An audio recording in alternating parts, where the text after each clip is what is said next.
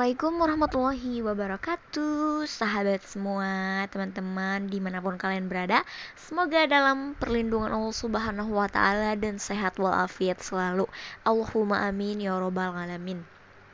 Oke, pada kesempatan kali ini gue bakalan sharing tentang pekerjaan gue, tentang karir gue dari nol sampai sekarang. Ya sebenarnya nggak sukses-sukses amat ya, tapi lebih ke bersyukur aja. Oke, daripada kelamaan, mending kita bahas aja langsung. Jadi pada saat itu, perdana banget gue kerja itu tahun 2018 akhir, dan itu gue langsung berangkat dari kampung ke Jakarta. Pada saat itu gue bingung banget dan kaku banget ya mau nyari kerjaan kemana gitu ya. Sebelumnya sih gue pengen kuliah, sumpah demi Allah pun gue udah ikutan LKP Koba Mirai Japan, dan itu akan pergi ke Jepang gitu kan, kayak kuliah di sana dan kayak dipinjemin uangnya gitu. Tapi berhubung gue anaknya manja, dan gak manja banget juga sih, pokoknya tuh kayak gak mau jauh dari orang tua gitu kan, namanya anak bontot. Jadi kayak berat banget gitu gue mau ninggalin orang tua gue. Ya Allah, kayak astagfirullah, kayak emang sih kita nggak tahu kan di sananya kita kayak gimana, bisa aja sukses atau enggak, kita nggak tahu. So kita lanjut ke pembahasan karir. Pada saat itu gue lulus SMK, gue bertahan beberapa bulan di kampung, dan itu aku ikut LKP gitu kan. Terus nggak lama aku dijemput sama om aku yang ada di Jakarta. Dan pada saat itu gue dijemput setelah lebaran. Pada saat berangkat emang bener-bener kayak berat banget ninggalin orang tua, ninggalin emak bapak gitu kan. Soalnya kayak duh, pengennya deket mereka terus gitu kan. Pada saat itu gue berangkat itu dari rumah gak bawa apa-apa, karena emang gak punya apa-apa juga ya.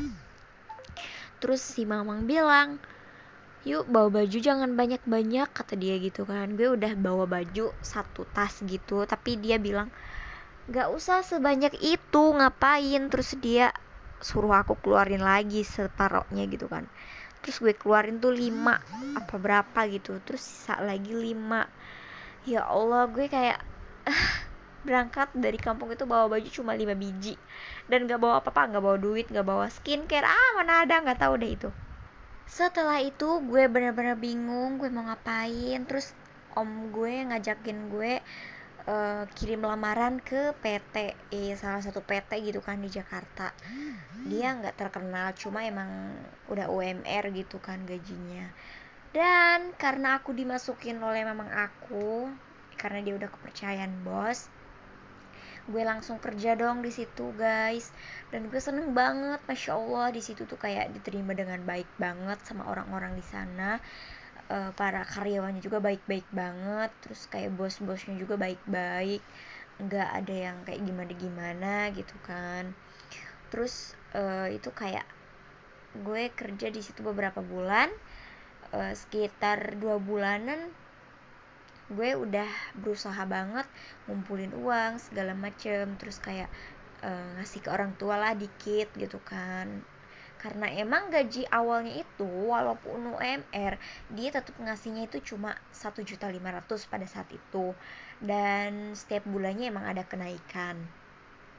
Gue sampai kayak pengen banget beli baju aja, gue nggak kebeli karena emang banyak banget kebutuhan di sana gitu ya, banyak banget kebutuhan kita ketika kita udah merantau.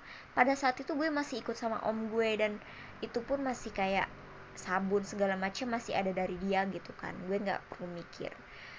Terus makin kesini kok makin kayak makan harus beli sendiri, terus kayak sabun segala macam beli sendiri. Ya gue mau gimana lagi dong, ya gue tetap beli gitu kan, nggak enak sama yang di situ lah. Terus gue pengen baju aja gue tahan gitu, pengen pengen shopping, pengen beli ini itu aja gue tahan. Sebenarnya gue tipikal orang yang nggak terlalu suka shopping, gue lebih ngutamain kebutuhan gue. Kayak seumpamanya ini gue lagi butuh sweater nih karena emang dingin, ya gue harus beli. itu karena kebutuhan, bukan karena mengikuti tren atau mengikuti model gaya-gaya terkini kayak gitu, enggak banget.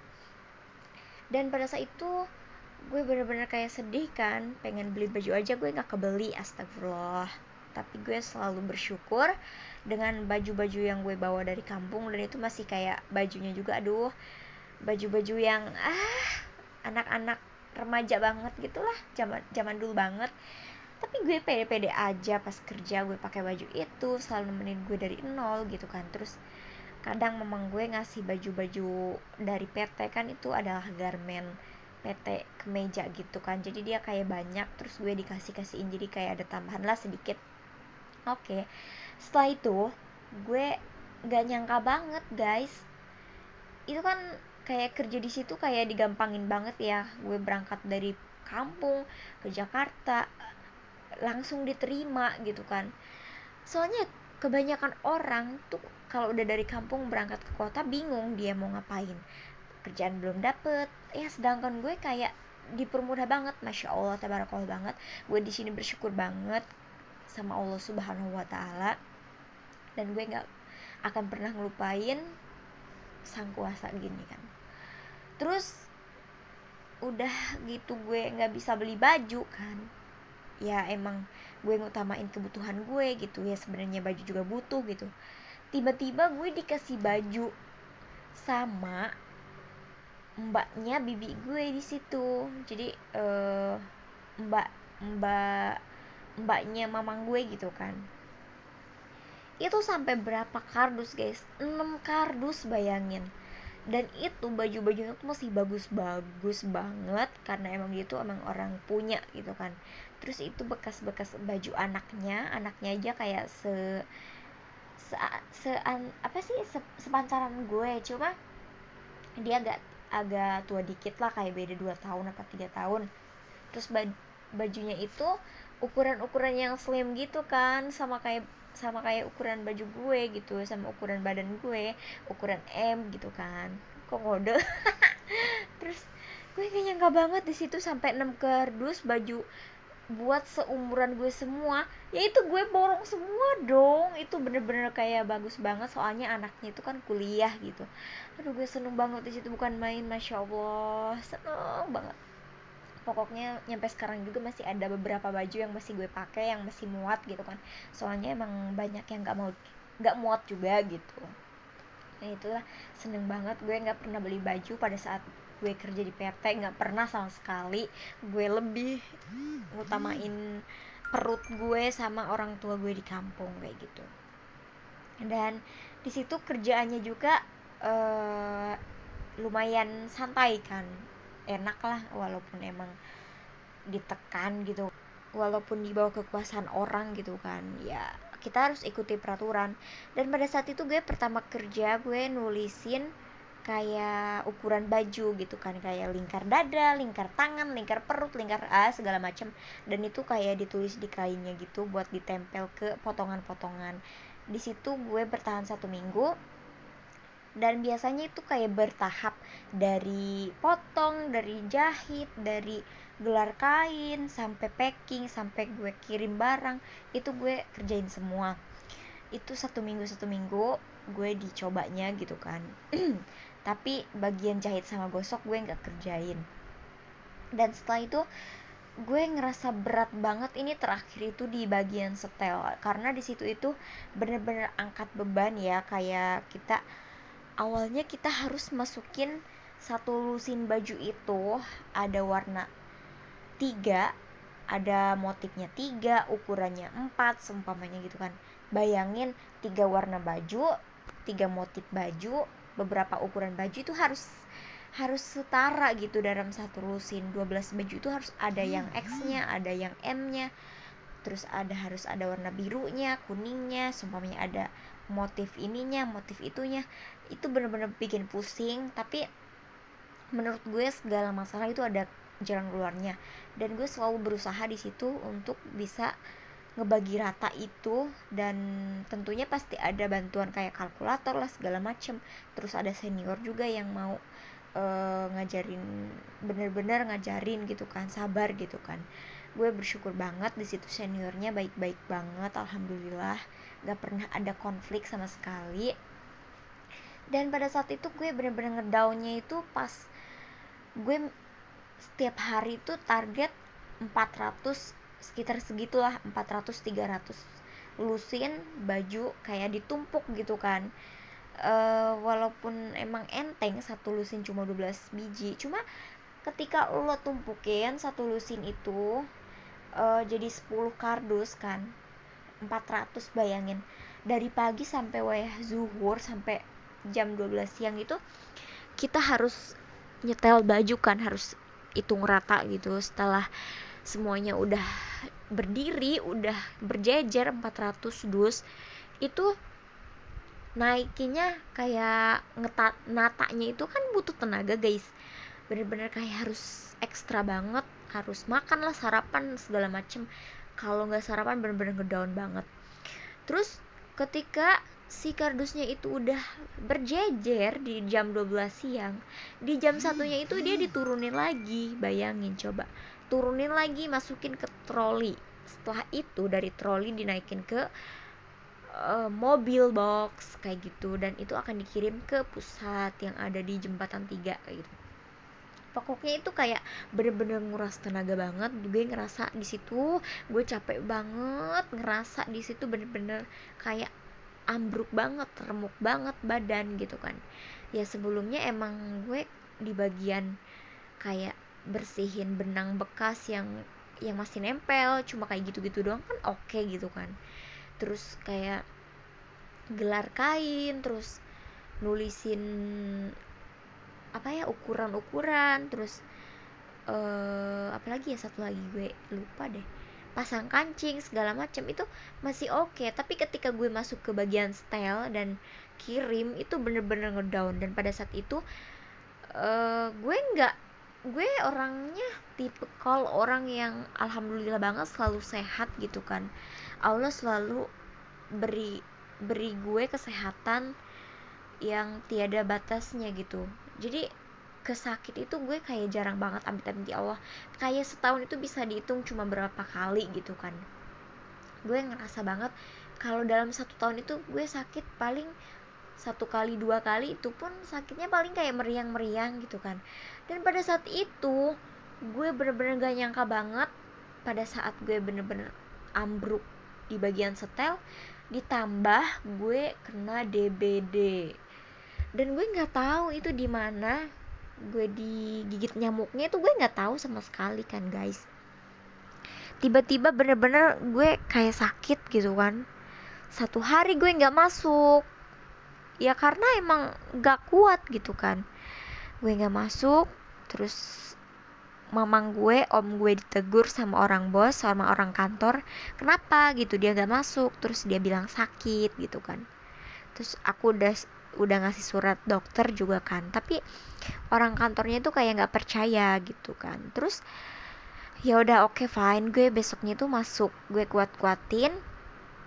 Dan setelah itu gue udah masuk, gue bener-bener ngedown itu, sampai gue udah nggak ber apa ya, nggak ber nggak berenergi gitu, nggak bergairah, bener-bener lunglai, lemes gitu. Gue di belakang kardus gitu duduk aja, terus kayak sama senior gue dikasih inilah, dikasih sarapan, dibikinin bubur, dibikinin sereal, dikerokin. Aduh ya Allah, di situ gue kayak ngerasa bener-bener ditolong banget sama mereka gitu. Terima kasih buat kalian yang udah denger nih podcast aku, semoga kalian diberi pahala sama Allah Subhanahu wa taala, amin ya rabbal alamin. Gue di situ bener-bener ya Allah, gue nggak tahu harus gimana. Gue pingsan itu di belakang, gue nggak, kayak orang mati gitu kan. Udahlah, itu udah bener-bener sakit gitu kan. Setelah itu jam pulang kan jam 3 atau jam 2 gitu biasanya. Itu gue bingung gue mau pulang gimana, sedangkan dari PT ke rumah mamang aku itu jaraknya sekitar berapa kilo ya, 2 kilo lah, 30 menit. Dan itu gue bener-bener jalan kaki, emang gak ada motor, gak punya, gak bisa juga. angkutan nggak ada gitu kan, nggak ada arah gitu kan ke situ. Ya bisanya jalan kaki sama naik motor biasanya gitu, biasanya gue dianterin. Dan gue bingung, bener-bener bingung sih, ya Allah, gue harus gimana gitu. Gue udahlah, gue ke kontrakan teman gue aja yang ada di sekitaran situ, yang deket gue di situ, sampai bener-bener gue tidur aja sampai sore jam 5 karena emang gak ada yang jemput. Gue mau pesen Gojek pada saat itu, kayak nggak apa ya, nggak inisiatif gitu, lagi sakit gitu, boro-boro mikirin Gojek apa segala macem gitu kan. Yang jelas gue udah lemes banget, gue cuma butuh jemputan gitu. Gue sama temen gue Teh Mai, ya Allah gue kangen banget sama Teh Mai. Gue sampai dibeliin makanan, dibeliin obat segala macam biar gue tuh bisa bangun gitu kan. Tapi bener-bener gue tidur aja di kamar kosannya itu. Dan gue di situ bener-bener sedih banget, ya Allah, jauh dari orang tua, gue sakit gitu, ya Allah. Terus mama gue jemput dong, karena mama gue udah pulang di jam 5 itu, karena emang beda pusatnya, itu pulangnya jam 5, sedangkan gue di cabang itu pulang jam 3 sore. Dan setelah itu emang lagi keadaannya tuh lagi banjir, lagi hujan segala macem, ya Allah sedih banget. Terus gue dijemput sama mama gue gitu. Ya udah, setelah itu, kenapa sih kamu gitu kan, dia nanya. Gak tahu mang gitu kan. Ya udah dia pulang. Terus setelah pulang kayak gue diurusin kan, gue dibeliin obat lah, dibeliin susu, dibeliin ion water sampai berliter-liter, terus dibeliin jus jambu biji, katanya bisa mengurangi lah segala macam, aku nggak ngerti. Terus bener-bener bingung banget. Pada saat itu gue mau dijemput sama orang tua gue, tapi gue nggak mau lah, orang gue lagi berusaha nyari sesuap nasi gitu kan buat gue, buat orang tua gue. Tapi ada aja gitu kan cobaannya, ya mungkin emang Allah itu bakalan nguji kita, bakalan nguji kesabaran kita. Terus kembali ke diri kita masing-masing, apakah kita mau sabar, apakah kita mau menerima semuanya gitu kan. Dan setelah itu gue besoknya itu nggak masuk lagi guys, sampai 1 minggu. Dan gue di situ dikena PHK. Ya Allah, itu bener-bener kayak sakit banget gitu kan. Gue kayak ngerasa terpukul banget gitu. Tapi gue nggak mau terlalu berlarut-larut dalam kesedihan. Dan gue bukan tipikal orang yang terlalu memikirkan masalah sampai berlebihan. Gue nggak kayak gitu, karena gue yakin banget ketika pikiran kita kacau, maka kita itu harus berusaha menenangkan diri kita sendiri. Karena gak akan ada orang yang bisa nenangin diri kita sendiri kecuali diri kita sendiri, dan meminta kepada Allah Subhanahu wa Ta'ala. Gue sih gitu ya prinsipnya. Gue nerima banget, lapang dada banget, walaupun di situ gue kayak ngemutus kebutuhan gue ke orang tua gue gitu kan. Maksudnya biasanya gue setiap bulan transfer, gue jadi nggak transfer, gue nggak jadi, ya berhentilah 1 bulan 2 bulan gitu kan. Setelah dari situ gue nggak ngasih kecukupan ke orang tua gue pada saat gue kena PHK, itu sedihnya minta ampun dong, kalian bisa bayangin aja lah sendiri. Terus gue udah daftar kuliah pada saat itu di BSI BSI Cengkareng, gue udah ngambil jurusan informatika gitu kan. Gue sedih banget di situ, masya Allah, astagfirullah, subhanallah. Semoga Allah memberikan rencana yang lebih baik buat gue. Doain ya teman-teman. Gue jadi nangis, soalnya gue pengen banget kuliah pada saat itu. Oke, gue terima semua itu. Dan gue kayak masih nggak nyangka gitu kan gue di PHK. Pada saat itu gue coba-coba masuk ke kerjaan gue. uh, Pada saat gue masuk, gue dipanggil ke kantor sama orang kantor, dan itu salah satu orang kantor yang menurut gue pedes banget mulutnya. Orang itu kayak tomboy gitu, gak jelas banget. Tapi gue tetap berusaha berprasangka baik terhadap orang, gue nggak mau ngotorin hati gue demi benci ke orang, gue nggak mau. Karena segala masalah, segala ujian menurut gue itu datangnya dari Allah doang gitu kan. Gue yakin dengan cara ini mungkin Allah ngejauhin kita dari hal yang gak bener gitu, dari hal yang menurut Allah itu gak baik. Mungkin ada yang lebih baik gitu kan. Kita itu harus berpikir positif aja menurut gue, karena emang pikiran kita itu digunakan sebaik-baiknya untuk selalu berpikir baik gitu, selalu berpikir positif. Jangan pernah berpikir negatif yang gak penting, jangan pernah. Aku mohon buat kalian semua di luar sana, gunakan pikiran kalian untuk yang baik-baik aja, oke? Dan gue pada saat itu masuk ke kantor karena gue dipanggil, terus dia tiba-tiba ngebentak gue, ngapain kamu masuk, kayak gitu kan, pulang sana, kayak gitu. Masya Allah, di situ gue kayak bener-bener sakit banget. Gue dibentak sama orang yang bukan sebagian dari keluarga gue, karena keluarga gue juga nggak selalu kayak gitu gitu kan. Jadi gue kayak udah, ya udah, gue pulang gitu kan. Gue langsung pulang. Gue lupa ngambil barang gue yang ada di tempat setel gue, kayak sendal lah, botol minum segala macem, kan sayang kalau ditinggal. Terus pada saat gue udah keluar dari kantor, ada salah satu orang kantor lagi di luar, dia habis kayak kontrol gitu kan. Terus gue dipeluk sama dia, sabar ya, emang cuma orang itu doang tadi, yang satu yang emang ganas gitu kan, tapi yang lainnya mandor-mandornya itu masya Allah banget, baik-baik banget. Gue sampai kayak udah nyaman banget di PT itu. Terus gue dipeluk, dia bilang, sabar ya Mel gitu kan, badan kamu kurus banget gitu, kamu istirahat ya, kata dia gitu kan. Terus aku bilang iya bu gitu kan. Dan pada saat itu gue pulang, gue pesen gojek, gue pulang ke kontrakan gitu kan. Terus setelah itu oke, fine, gue sabar gitu kan. Terus setelah itu gue nganggur guys di Jakarta selama 1,5 bulan.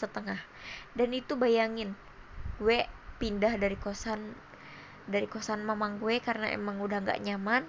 Lo bisa bedain aja ketika kita merantau terus ikut saudara, beda aja rasanya. Gue putusin buat kontrak sendiri, dan pada saat gue udah kontrak sendiri, gue kena musibah, gue di PHK. Dan mungkin itu emang ujian kan.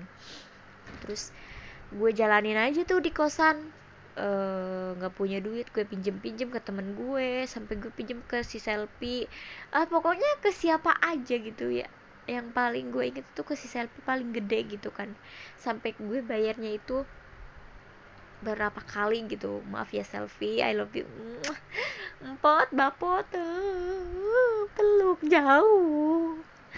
Pokoknya terima kasih banget buat teman-teman yang selalu ngebantu gue, siapapun kalian. Gue bakalan selalu ingat, gue selalu doain. Kalau gue gak bisa balas kebaikan kalian, gue cuma bisa bantu doa, gue bisa kirim doa buat kalian.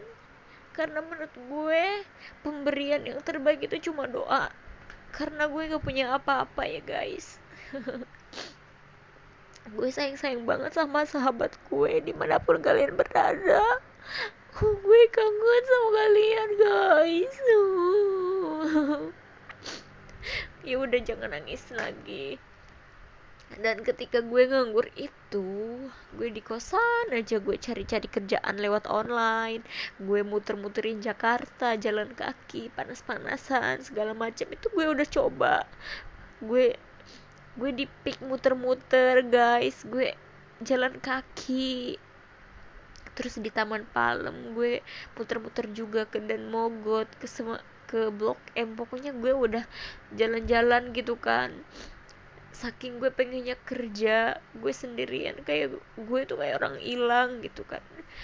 Tapi gue selalu berusaha, berani di kota yang kata orang itu, kota itu adalah